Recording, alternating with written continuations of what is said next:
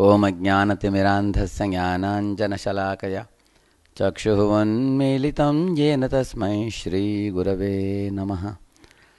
Today we will discuss on the topic, is God not responsible for everything, including the bad things that we do? There are some students who say, I am smoking because God is making me smoke. भगवान सब करवाते हैं, जो भी होता है भगवान ही करते हैं. Everything is done by God. Is that true? Can all the things that we do be put on God? Very important question, isn't it? One student was arguing with Swami Prabhupada. Swamiji, God has created tobacco. That means He wants us to smoke cigarettes. Otherwise, why did He create tobacco?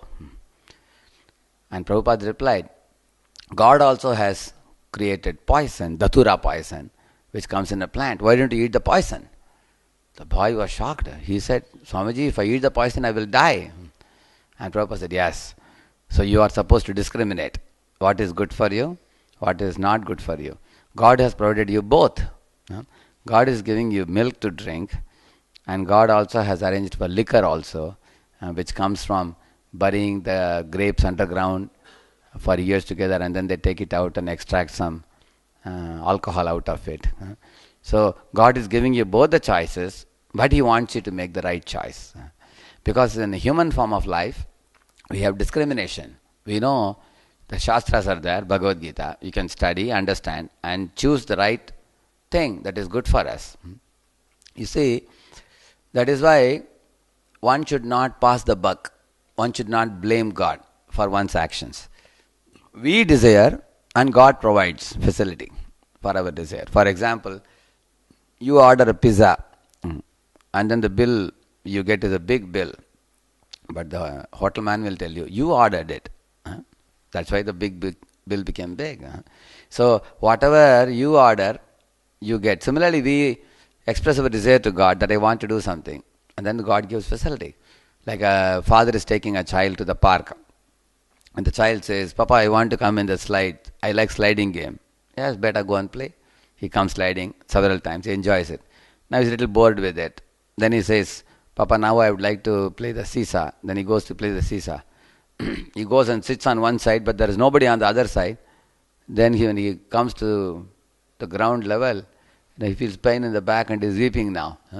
So earlier he was laughing, and now he is weeping now. Similarly, the sukha dukkha, happiness and distress in this world, we only invite. Purusha sukha dukkhanam bhoktrutve hetruchite.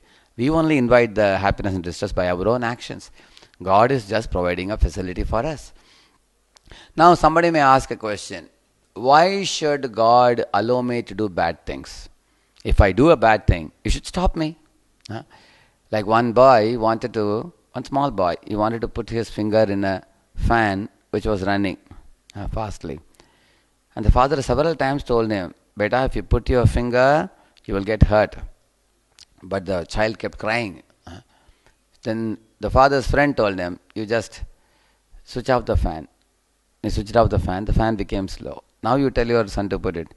Then the son put his finger a little bit inside. Pak! It hit it. Then he said, Then the boy realized, even when the fan is very slow, my finger is paining so much. If I put my finger while it was running, I would have probably lost the finger. Then he never wanted to touch the fan. Similarly, in this world also, God gives us a chance to understand what is bad in this world when we demand it. And when we adamantly demand it, I want it somehow, then God gives it. Yes, you undergo that, you suffer, and then we learn a lesson. Sometimes in Hindi they say, Laton ka bhoot, baaton ko manta nahi. Sometimes we have to learn it a hard way. But at the same time, it's not that God is a cruel person, that He wants us to suffer. He comes in so many ways. He has given Bhagavad Gita. He has given us the temples. He has given us devotees who can teach us. He has given us the Hare Krishna Mahamantra. He has given us the Prasadam. He is coming as the holy rivers, the Ganga, Yamuna, Kaveri, all the holy rivers.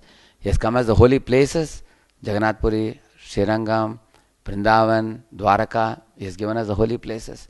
What more can He provide us? He wants us to take advantage of all these things and learn what is pure lifestyle, how should we live purely. And then we don't have to suffer. We can be happy in this world, we can be happy in the next world also. So, right now, we all know I am a soul who is very pure. Like rainwater is pure when it comes down. But when it touches the ground, it becomes brownish or blackish. It becomes spoiled, you see. That doesn't mean it cannot be rendered pure. Again, you put it in a distillation process. Then you remove all the dirt and you bring the pure water out.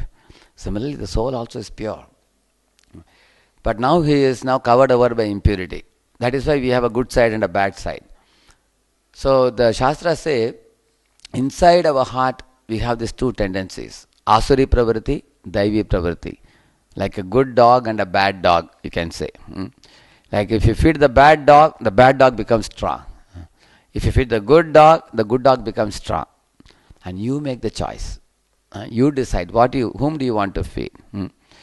If you are accepting Krishna consciousness and all these devotional principles like eating prasadam, chanting Hare Krishna, coming to the temple, living with devotees, and leading a pure lifestyle, studying Bhagavad Gita, everything, then you are feeding the good dog.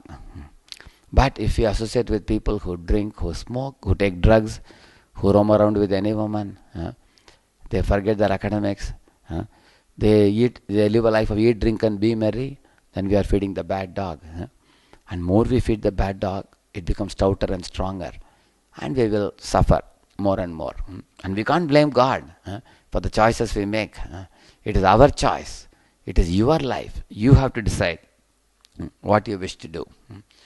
So, that is why in the 16th chapter of Bhagavad Gita, Lord Krishna explains Daivi Sampat and Asuri Sampat. He is telling Arjuna, you have Daivi Sampat, divine qualities. And Arjuna has always cultivated Asuri Sampat.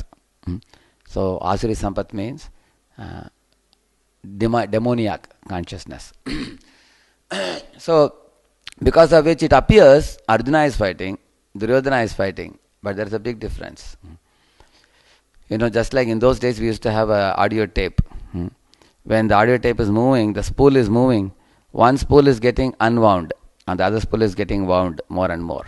Similarly, Arjuna is fighting the battle for Krishna's pleasure. So all his karma bandhana is, material bondage is going away. He is becoming free from all karmas. And he is becoming purer and purer. And then he will go back to Godhead.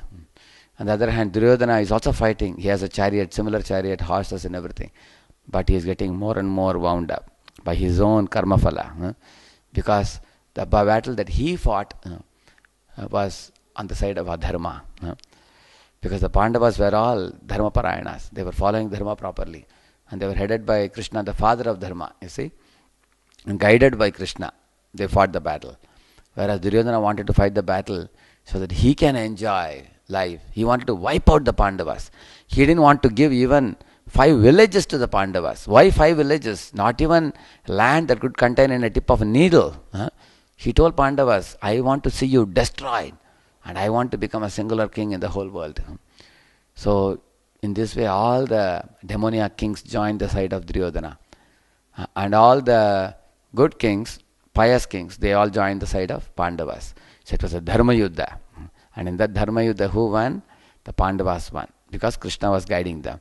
Similarly, in our life also, if we take guidance of Krishna from Bhagavad Gita, then by that guidance, we can follow in the footsteps of Arjuna. Learn from Arjuna how to follow Krishna by hearing Bhagavad Gita. Then we can awaken our divine side. And our demoniac side will gradually go away. And this can be very easily done by 2 things. One is chant Hare Krishna and at the same time study the Bhagavad Gita and lead your life accordingly. So, as we do these 2 things, glorifying the name of the Lord, chanting Hare Krishna, glorifying the fame of the Lord, which is Bhagavatam, Bhagavad Gita, that is Krishna Shiksha and Krishna Upadesh, and Hari Kirtan. So by doing these things, we can see that our mala in our heart becomes cleared up. Yannama shruti matrena puman bhavati nirmalah. It is said in Bhagavatam that Yannama shruti matrena, by hearing the holy name, Hare Krishna, Krishna Krishna, Hare Hare, Hare Rama, Rama Rama, Hare Hare. Puman Bhavati Nirmalaha. Nirmalaha means our chitta becomes Shuddha, heart becomes purified. And heart becomes purified means only good dog is alive, bad dog is dead. So in this way, then we will always go in the positive direction. So the Krishna vector is vertical vector, upward. And the bad things, Maya vector, is downward vector. Now if you keep on taking in the pure spiritual things, you are increasing the magnitude of the upward vector. And the downward vector will gradually become small and small and small, and then you take off like a rocket, 11 kilometers per second. In that speed, if you can go, you get the escape velocity. You can go back home, back to Godhead. So all of you are very fortunate. You are attending the weekly program. We have nice devotees guiding you. You are eating prasad. You are attending programs. You are chanting Hare Krishna every day. And by this process, our heart becomes pure. And it is only a matter of time. We will take off from this world of suffering to go to the world of boundless bliss, everlasting happiness. But we should never give up our chanting Hare Krishna, because our chanting is our hotline to God. Connect every day with Krishna through chanting Hare Krishna, Krishna Krishna, Hare Hare, Hare Ram, Ram Ram, Hare Hare. Thank you very much.